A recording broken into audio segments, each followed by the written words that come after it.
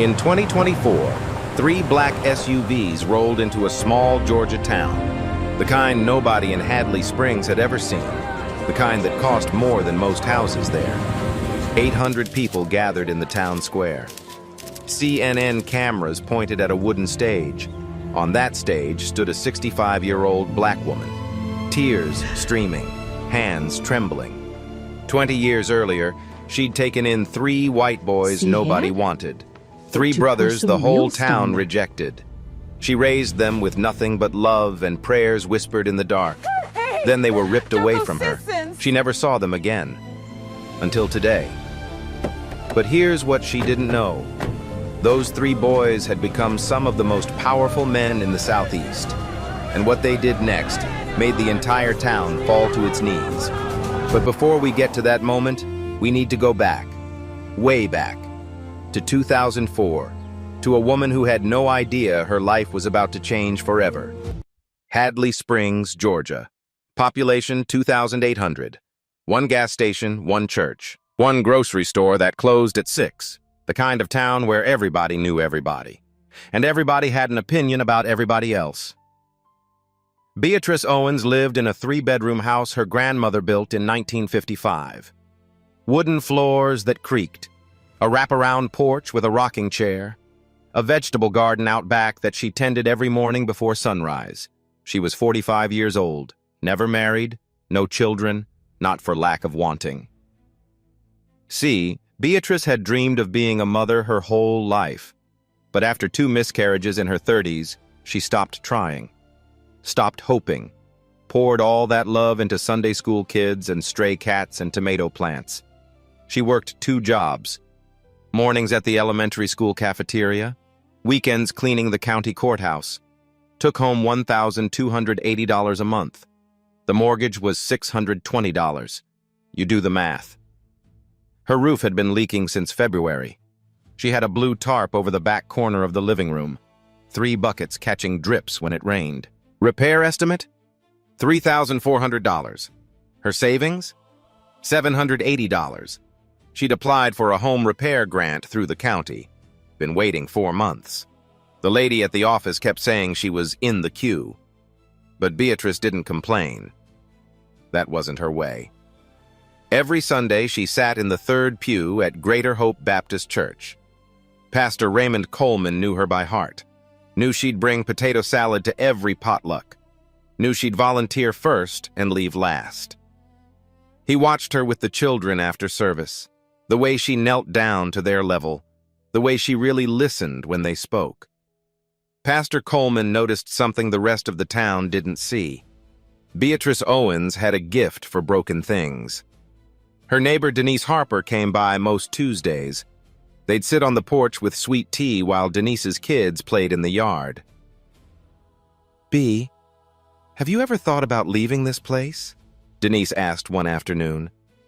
"Your cousin in Atlanta has room." Beatrice smiled, tired but warm. "And who's gonna water Grandma's tomatoes? Who's gonna make sure Pastor Coleman doesn't put too much sugar in the lemonade?"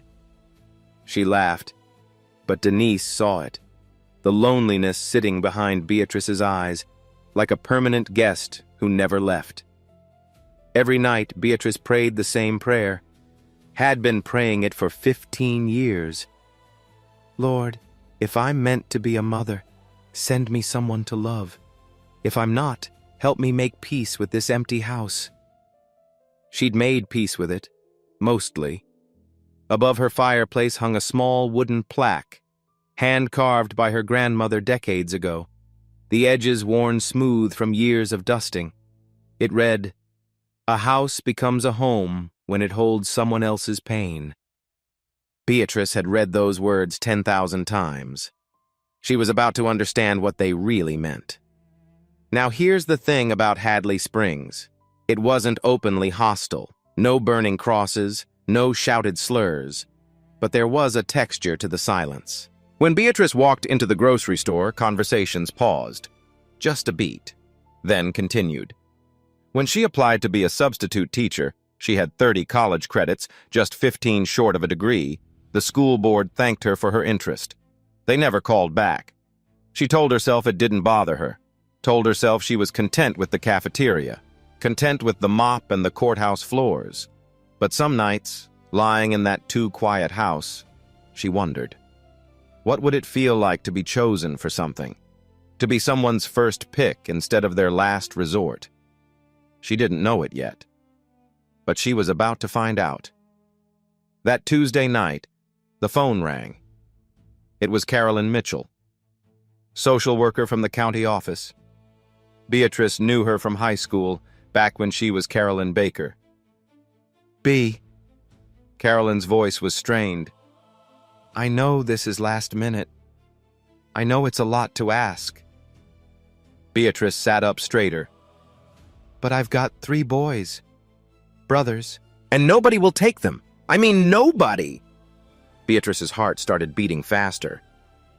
"They've been through 4 foster homes in 18 months, Carolyn continued. "The last family, there was an incident." "What kind of incident?" A long pause. "The kind that makes people stop asking questions and start closing doors." Beatrice looked at her grandmother's plaque on the mantel. "A house becomes a home when it holds someone else's pain." "Carolyn," she said slowly, "tell me about these boys." And what Carolyn told her next would change everything. But what Carolyn didn't say, what she couldn't say, was why these 3 boys seemed to be erased from every record that mattered. Why no relatives came forward. Why a family with their last name had been mentioned in the Atlanta papers years ago, connected to money, serious money. Carolyn didn't know that part. Neither did Beatrice. But they were both about to find out. Beatrice gripped the phone cord tighter. "3 boys?" she repeated. "All brothers?" "Yes," Carolyn's voice cracked. "James is 14, Daniel is 11, and Thomas is 8. Why won't anyone take them?"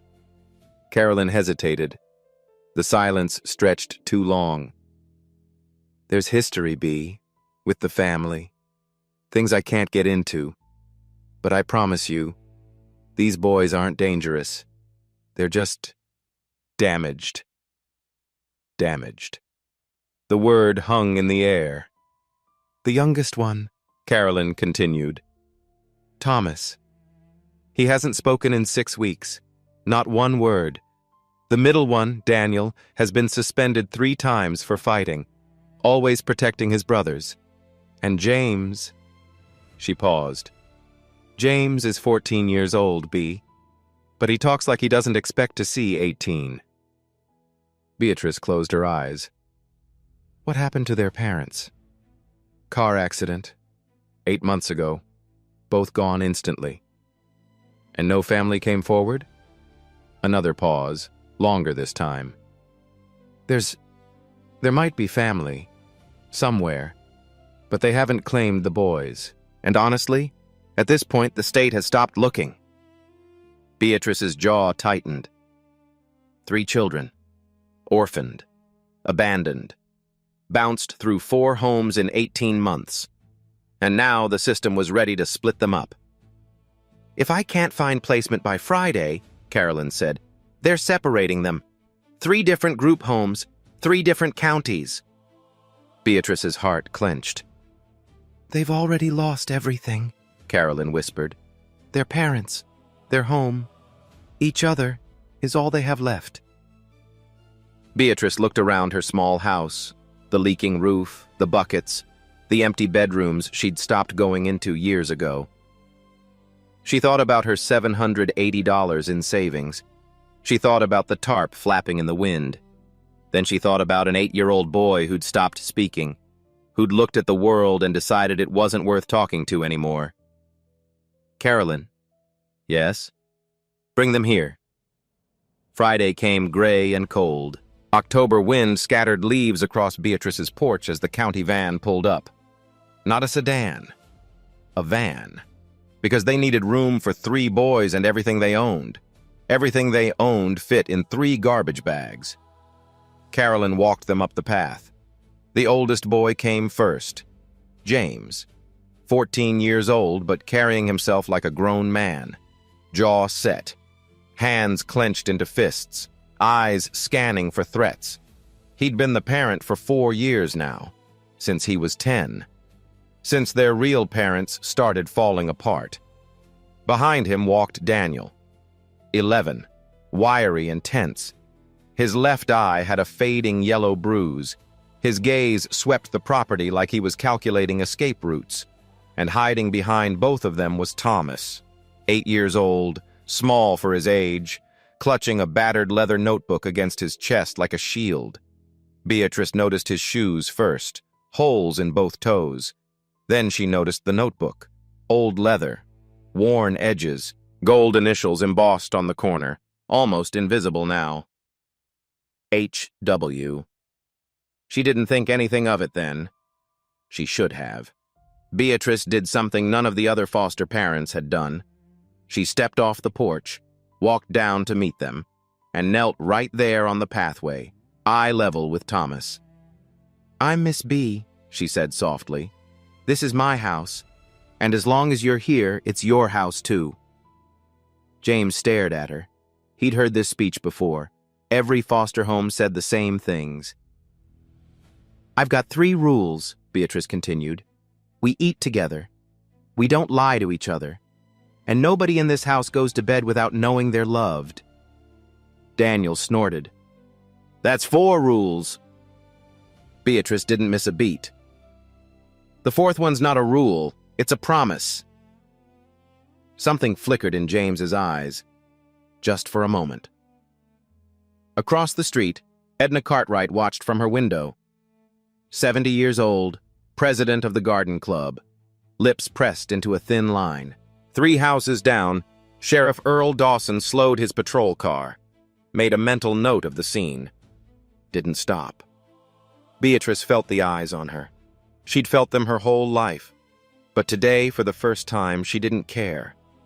She reached out and took Thomas's hand, gently, carefully, like holding something precious. "Come on inside," she said. "I made dinner." That first night they sat around her kitchen table, baked chicken, rice, green beans from the garden.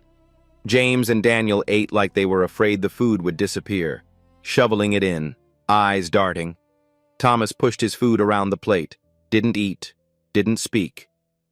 "Thomas, honey," Beatrice's voice was gentle. "You don't have to talk, but you do have to eat, even just a little." He looked up at her. First time he'd made eye contact with an adult in weeks. Slowly he picked up his fork, took one bite. Beatrice's eyes filled with tears. She blinked them away before anyone could see. But what she didn't know, what none of them knew, was that someone very powerful was already looking for these boys. And when he found them, everything would fall apart. The first 6 months were the hardest. James tested Beatrice constantly, came home late without explanation, talked back, slammed doors, waited for her to give up like everyone else. She didn't. One Tuesday night, he stumbled in at 11, found Beatrice sitting on the porch, plate of food in her lap, still warm. "I don't know where you were," she said calmly. "You're going to tell me eventually. That's one of our rules."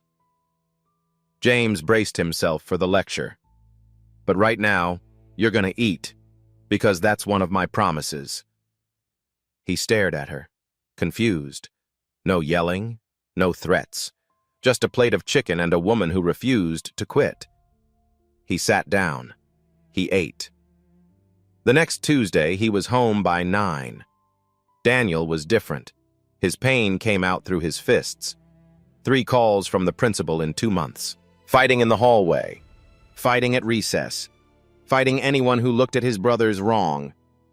Beatrice showed up every time. Sat in those meetings. Held his hand under the table where no one could see. "Mrs. Owens," the principal said sternly, "this behavior is unacceptable." "It's Miss," Beatrice corrected. "And I agree, but I'm curious. Has anyone asked this boy why he's fighting? Or do y'all just skip to the punishment?" The principal had no answer. That weekend, Beatrice drove Daniel to the community center, signed him up for the youth boxing program. "You want to throw punches?" she told him. "Fine, but you're going to do it the right way, with gloves, with rules, with respect." Daniel found something in that ring. Control. Discipline. A way to channel the rage that had been eating him alive. He came home tired instead of angry. And Thomas? Thomas didn't speak. Not for 8 weeks. Beatrice didn't push. Every night she sat beside his bed and read to him. Charlotte's Web, The Chronicles of Narnia, Where the Red Fern Grows. He listened. His eyes followed every word. Week 9. She was tucking him in. "Miss B?" Her heart stopped. His voice was barely a whisper, rusty from disuse. "Yes, baby? Will you still be here in the morning?" Beatrice's eyes burned. She blinked hard. "I'll be here in the morning, and the morning after that, and every morning you need me." That night, Thomas slept through without nightmares. First time since his parents died. Then January came, and everything nearly fell apart. A freak ice storm hit Georgia. Worst in 20 years. Power lines down across the county. The temperature dropped to 18 degrees. Beatrice's house lost electricity at 2 a.m. She bundled the boys in every blanket she owned, gathered them in the living room, but the temperature kept dropping. That leaking roof? The tarp had frozen solid. Ice was forming on the inside of the windows. Then Thomas started coughing. At first, just a little, then more. Then he was shivering violently, his lips turning blue. Beatrice checked his forehead, burning hot and freezing cold at the same time. No car. Her old sedan had died 2 months ago. No phone, lines were down. The nearest neighbor was a quarter-mile away, through ice. She looked at Thomas. His breathing was getting shallow. She made a decision. "James, Daniel, stay here. Keep your brother warm. Pile on top of him if you have to." "Where are you going?" James's voice cracked. "To get help." Beatrice put on her grandmother's old coat, wrapped a scarf around her face, and walked out into the storm.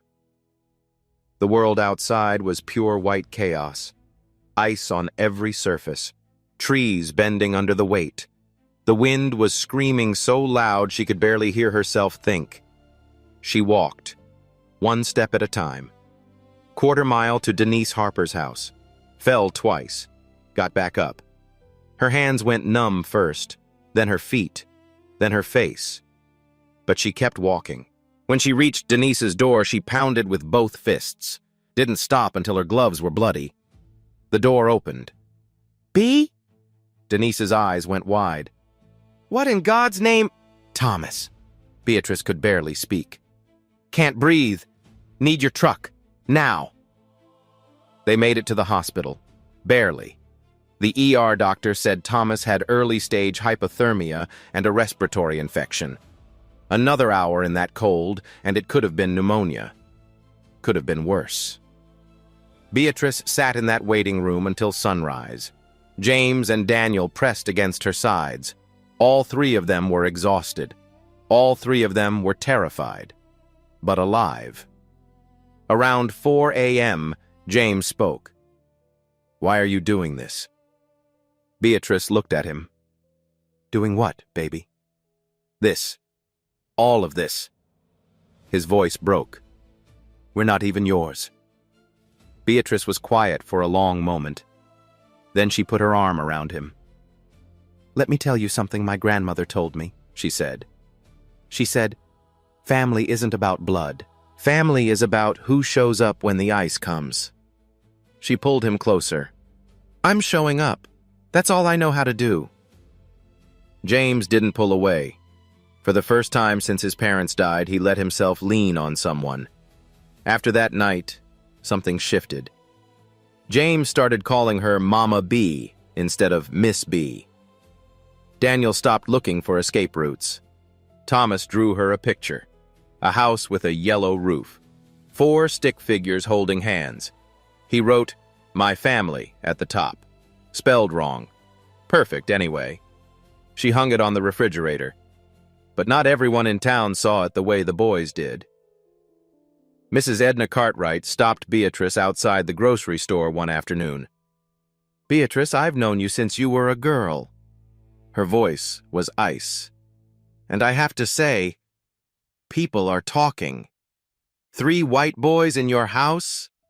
It doesn't look right." Beatrice met her gaze. Calm, but steel underneath. "Mrs. Cartwright, I appreciate your concern. But those boys needed a home, and I had one. Now, if you'll excuse me, I've got dinner to make." She walked away, didn't look back. Her hands were shaking, but she didn't let anyone see. Word spread about the hospital run. Most people admired it. Some didn't.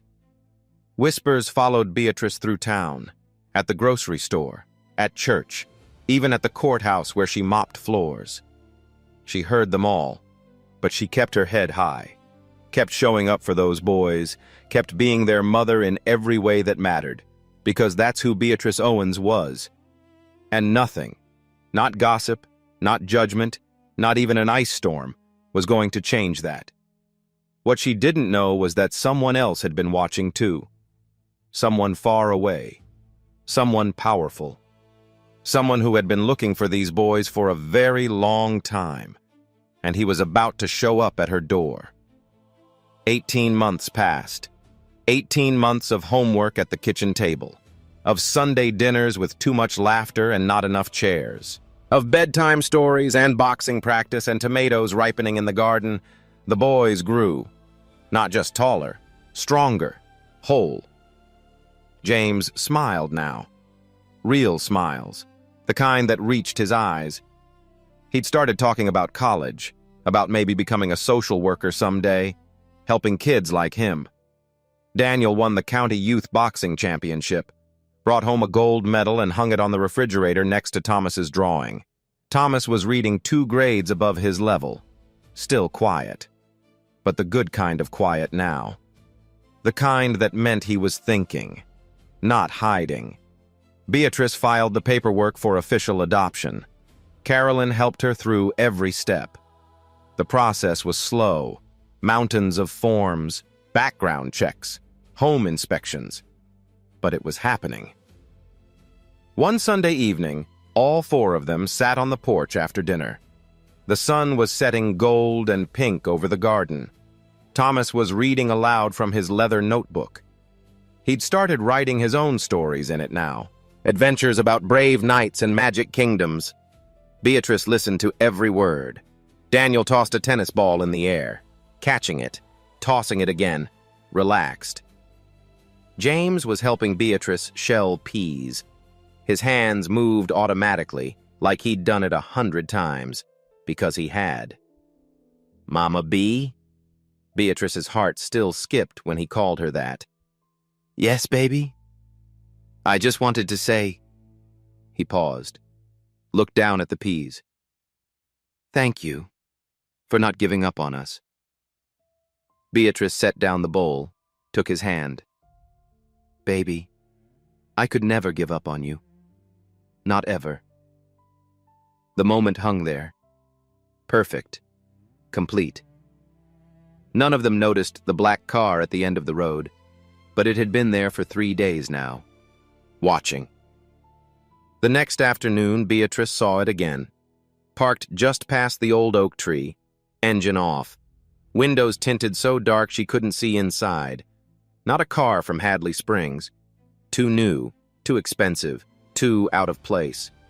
She mentioned it to Sheriff Dawson after church. "Probably just lost," he said. "City folks with their GPS taking wrong turns." But the car came back. Tuesday, Wednesday, Thursday. Always the same spot. Always watching. Then Friday came. Beatrice was hanging laundry in the backyard when she heard an engine. Different this time. Deeper. She walked around to the front of the house. A black limousine sat in her driveway. The kind of car she'd only seen in movies. Long and sleek and completely wrong for this dusty road. The back door opened. A man stepped out, 70 years old, maybe older. Silver hair, expensive suit, the kind that cost more than her mortgage. His face was hard, cold, like someone who'd spent a lifetime giving orders and never hearing no.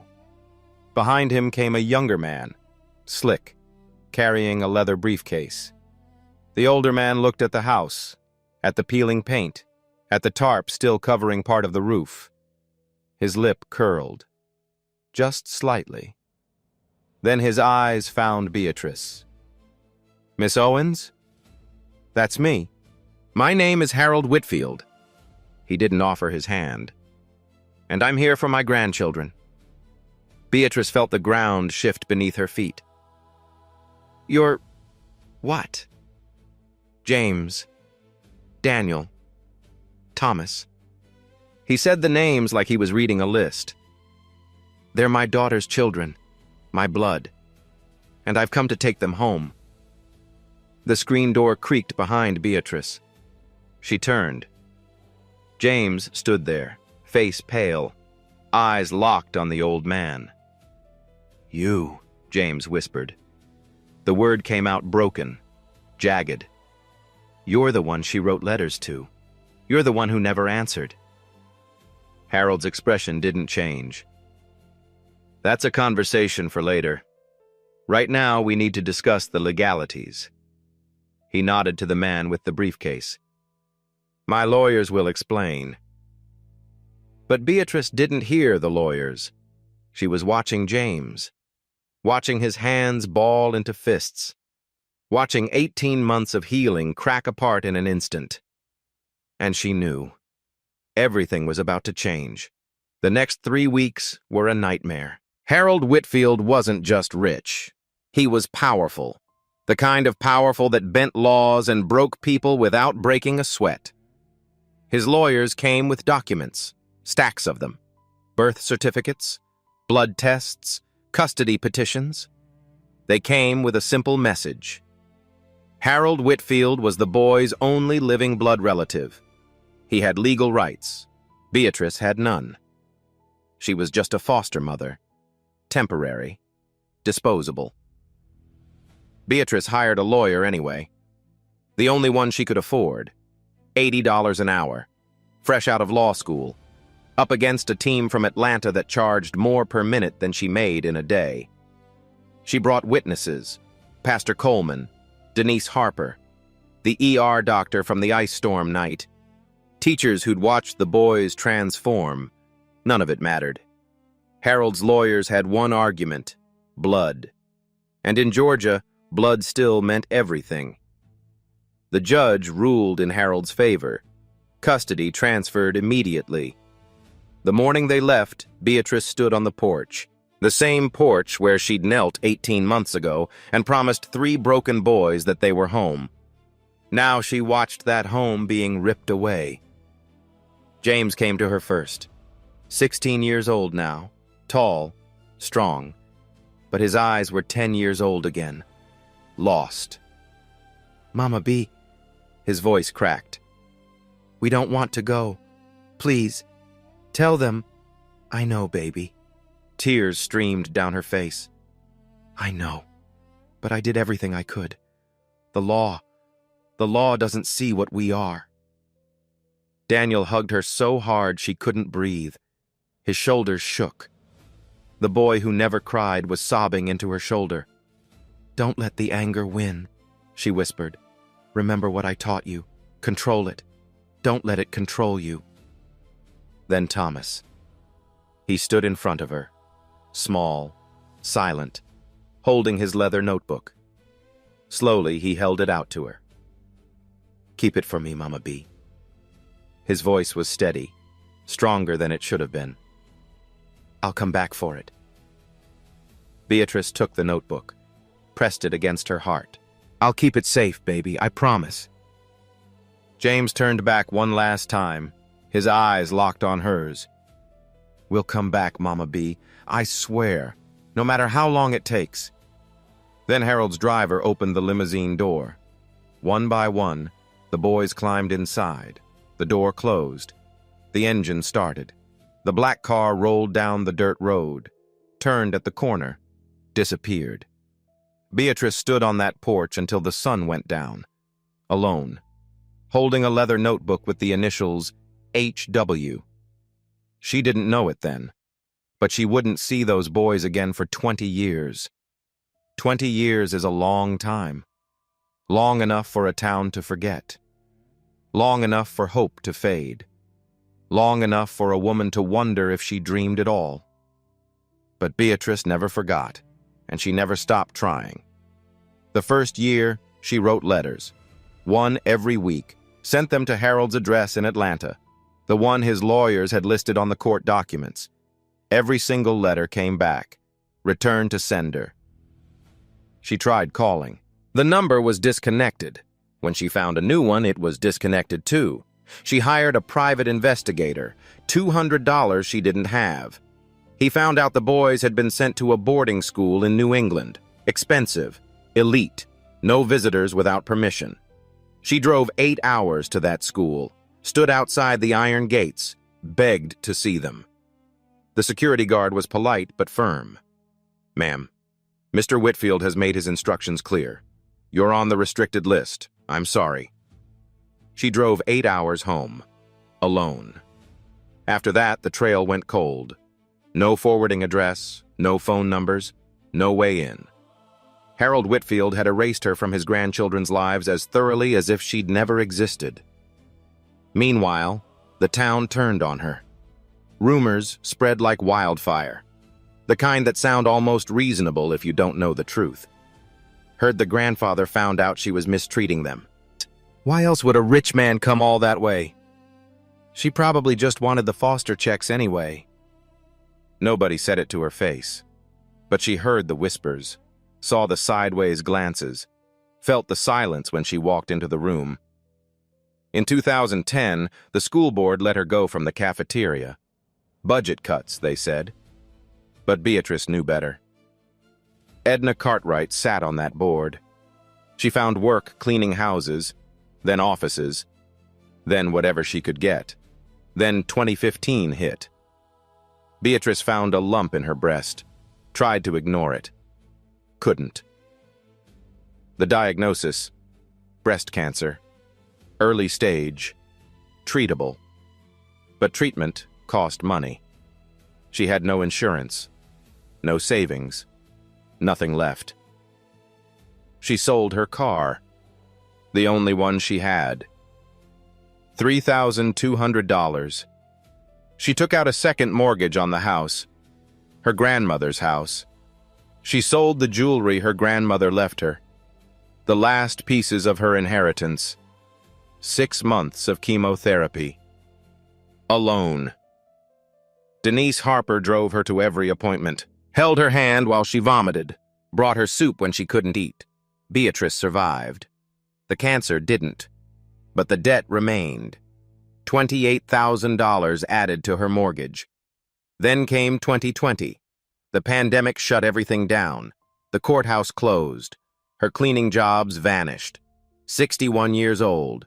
No income. No savings. A mortgage she couldn't pay. She started doing whatever she could. Babysitting for $5 an hour. Selling cornbread for $3 each. Pulling weeds for neighbors who used to gossip about her. And every night she prayed. Not for herself. For them. Lord, keep my boys safe. Keep them healthy. Keep them happy. And if it's your will, let them know I never stopped loving them. In 2020, Harold Whitfield died. Beatrice read about it in the newspaper. A small obituary in the Atlanta Journal. Billionaire philanthropist. Founder of Whitfield Capital Partners. Survived by 3 grandchildren. 3 grandchildren, her boys. She tried to find them again. Searched online at the library. Asked Carolyn Mitchell to check old records. Nothing. They'd disappeared into Harold's world completely. She didn't know that across the country, 3 young men were searching for her too. After Harold died, everything changed. The will was read. James, Daniel, and Thomas inherited everything. $600 million each. The first thing James did was hire an investigator. The best money could buy. Find Beatrice Owens, whatever it takes. But Beatrice had no digital footprint, no social media, no cell phone, no email. She still lived in the same house, still had the same landline number. But the investigator's letters got lost in the mail, or thrown away with the junk, or returned because the address format was wrong. It took 4 years. 4 years of dead ends, false leads, near misses, until finally, in early 2024, the investigator confirmed it.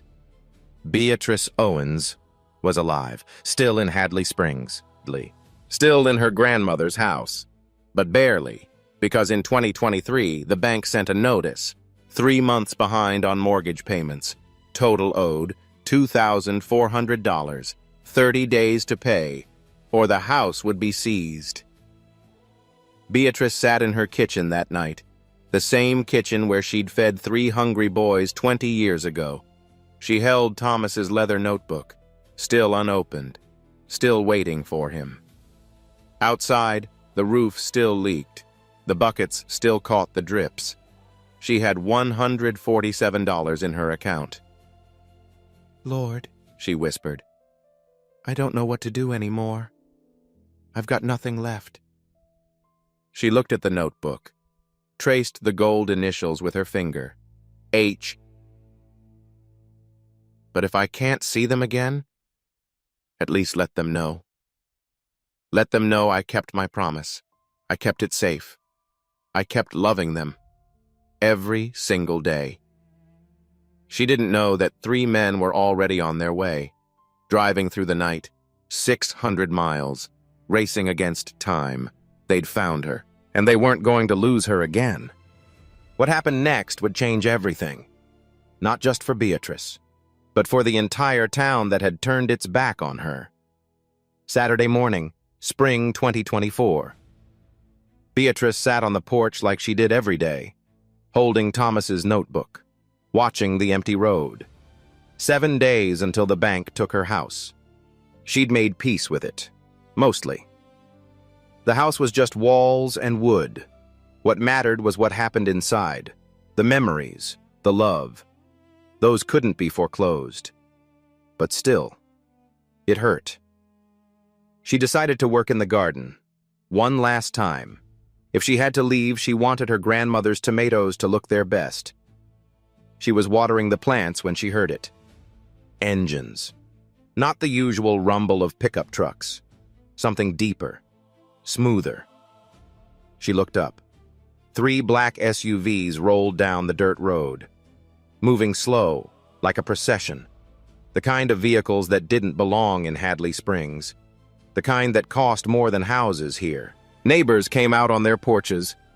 Edna Cartwright pressed her face to her window.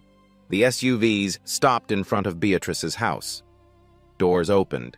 The first man stepped out. Tall, broad shoulders, gray suit, confident stance. But something about his eyes. Beatrice's hand went to her chest. No, it couldn't be. The second man followed. Muscular, military bearing. A scar on his forearm. Then the third, slender, glasses, kind face. And those eyes, blue-green, the same eyes she remembered from a terrified 8-year-old who wouldn't speak. The watering slipped from her fingers. "Thomas?"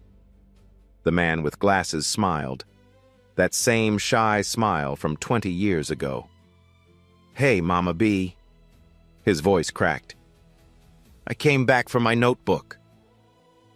Beatrice couldn't move, couldn't breathe. James stepped forward, the boy who'd tested her every day, who'd come home late and eaten her food in silence, who'd learned to call her Mama.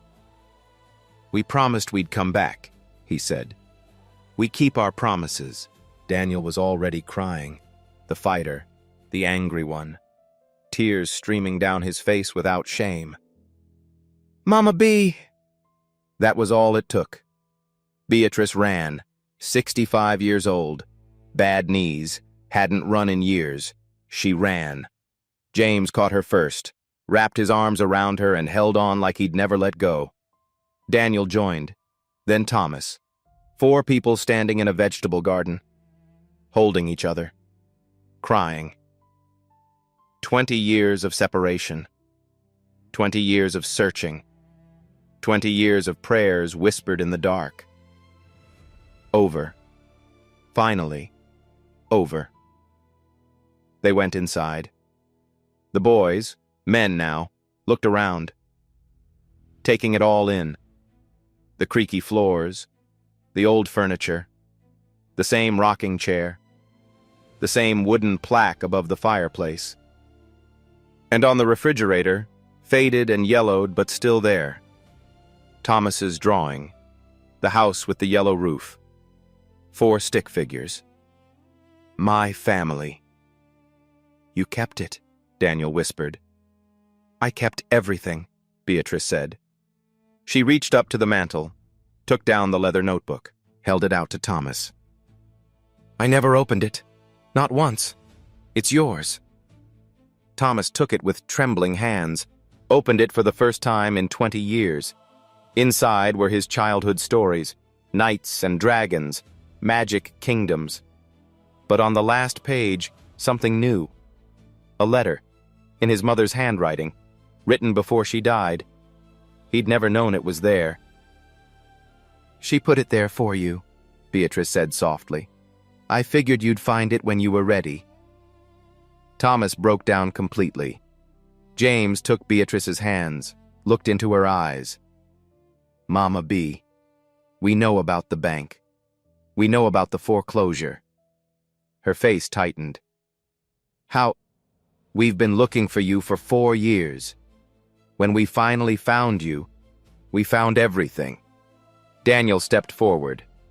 We paid off the mortgage, the whole thing. This house is yours now, free and clear, forever.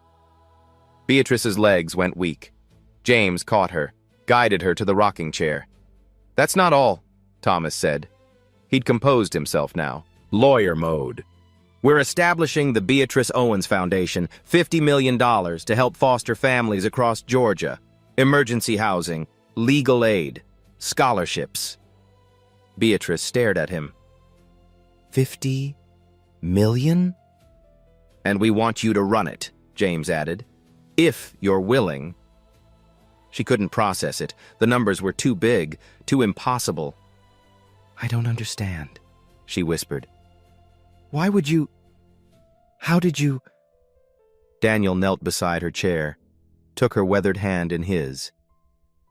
Mama B, you walked through an ice storm for us. You fought a billionaire in court for us. You waited 20 years for us. His voice broke. There's nothing we could ever do that would be enough. But we're going to spend the rest of our lives trying. Beatrice looked at them. Her boys, men now, successful, powerful, but still hers. She started laughing, then crying, then both at once. I prayed for this, she said. Every night, every single night. I asked the Lord to keep you safe, to let you know I still loved you. She touched each of their faces. James, Daniel, Thomas. And here you are. James smiled, that real smile she remembered. Here we are, Mama, and we're not going anywhere. But the reunion wasn't over, because the boys hadn't just come to find their mother. They'd come to face the town that had abandoned her, and they had something to say. By afternoon, word had spread across Hadley Springs. 3 rich men at Beatrice Owens's house. Fancy cars. CNN cameras. Something big was happening. People gathered in the town square. First a few dozen, then 100, then hundreds more. By 3 o'clock, nearly 800 people stood waiting. Almost the entire town. A small stage had been set up. Microphones, speakers, camera crews from Atlanta stations. Nobody knew what was coming. James walked to the microphone first. The crowd fell silent. "Thank you all for coming." His voice was steady, commanding. "I know you're wondering who we are." He paused. Let the silence build. 20 years ago, we stood on this same street. 3 boys. Our parents just died. No family, nowhere to go. Murmurs rippled through the crowd. We were rejected by 4 foster families, labeled as troubled, labeled as broken. And when the social worker asked this town, if anyone would take 3 orphaned brothers, he looked out at the faces. Some are confused, some are uncomfortable. Silence. Not one person. The murmurs stopped. The crowd shifted. Except one. James pointed toward the side of the stage. Beatrice stood there, supported by Daniel and Thomas. A black woman, living alone, working 2 jobs, roof leaking, barely enough money to feed herself. His voice grew stronger. She didn't have much, but she had a home, and she opened it to us. Daniel helped Beatrice up the stairs. The crowd watched in stunned silence. This woman walked through an ice storm to save my brother's life. She fought a billionaire in court to keep us together. She never stopped loving us. Not for one single day. James's voice cracked. Her name is Beatrice Owens, and she's our mother. The crowd erupted. Applause, gasps, some people crying. But James wasn't finished. Now let me tell you what happened after we were taken away. The applause died. This town turned on her. Rumors, whispers, lies. People said she mistreated us. People said she only wanted foster money. He stared into the crowd, searching for specific faces. She lost her job. She got cancer and fought it alone. She nearly lost her home. His jaw tightened. And where was this town? Where were all of you? Nobody answered. Daniel stepped to the microphone next. We came back to make things right. Not just for Mama B, for this whole community. He let that sink in. We've paid off her mortgage. Her house is hers forever. Applause started. Daniel held up his hand. But that's not all. We're establishing the Beatrice Owens Foundation, $50 million. The crowd went completely silent. This foundation will build a family resource center right here in Hadley Springs. It will provide scholarships for every foster child in this county who wants to go to college. It will repair and rebuild 50 homes for families in need. He paused, including the families who said terrible things about our mother. Gasps, whispers, people looking at each other. Thomas stepped forward last. The quiet one. The one who'd stopped speaking all those years ago. Mama B taught us something, he said softly. She taught us that kindness doesn't keep score. It doesn't hold grudges. It just keeps giving. He looked at Beatrice. She was crying openly now. So that's what we're doing. Giving to everyone, even those who don't deserve it. From the crowd, a figure pushed forward. Edna Cartwright, 88 years old now, frail, shaking. She climbed the stage steps slowly, walked to Beatrice, and fell to her knees. Beatrice. Her voice trembled. I was wrong. Everything I said, everything I did. I was wrong. Tears streamed down her wrinkled face. Can you ever forgive me? Beatrice looked down at the woman who'd made her life miserable for 20 years. The woman who'd spread rumors, who'd gotten her fired, who'd turned neighbors into enemies. Beatrice reached down, took Edna's hands, lifted her up. I forgave you a long time ago, Edna. Her voice was gentle. Holding on to anger only hurts the one holding it. She pulled Edna into a hug. The crowd lost it. Applause, cheering, people crying openly, strangers embracing. Something broke open in Hadley Springs that day. 20 years of whispers and judgment and silence. washed away by one woman's grace, and 3 boys who never forgot where they came from. 1 year later, Hadley Springs was unrecognizable. The Owens Family Resource Center stood in the heart of town, 3 stories tall, modern, and bright.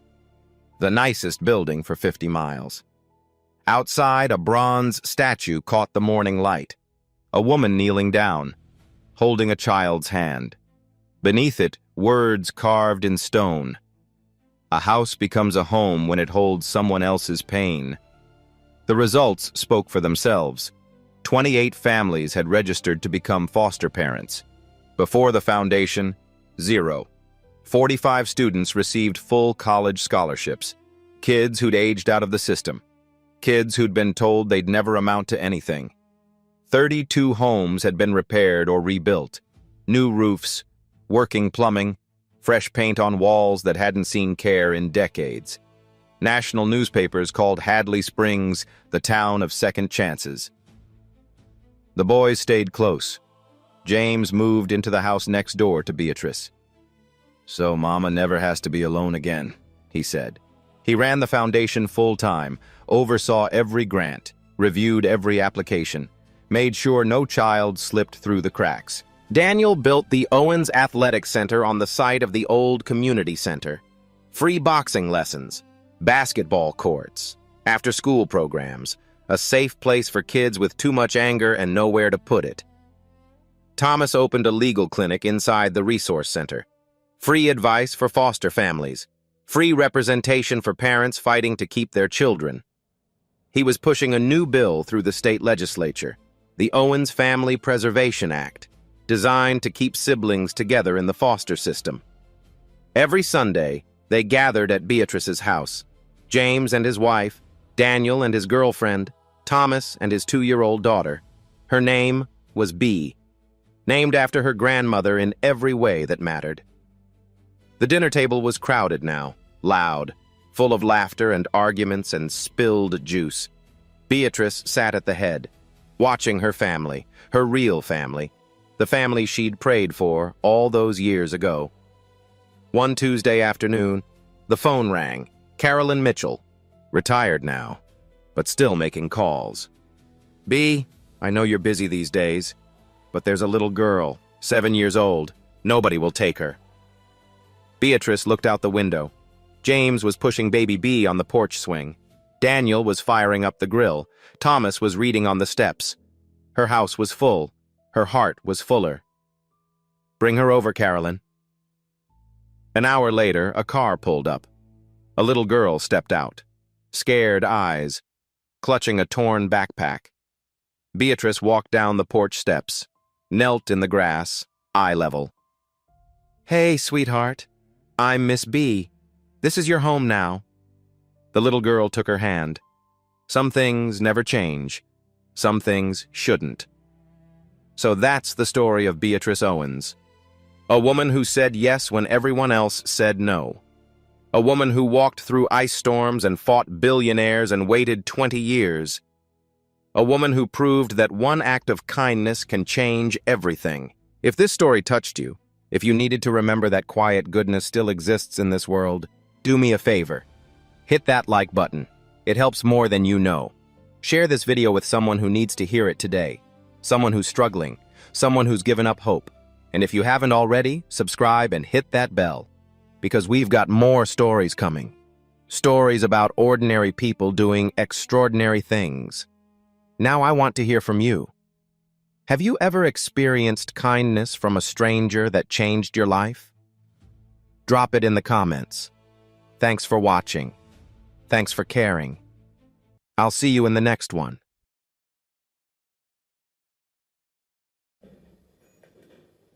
20 years, that's how long Beatrice waited. She lost her job, with cancer alone, almost lost her home, never once stopped praying for those boys.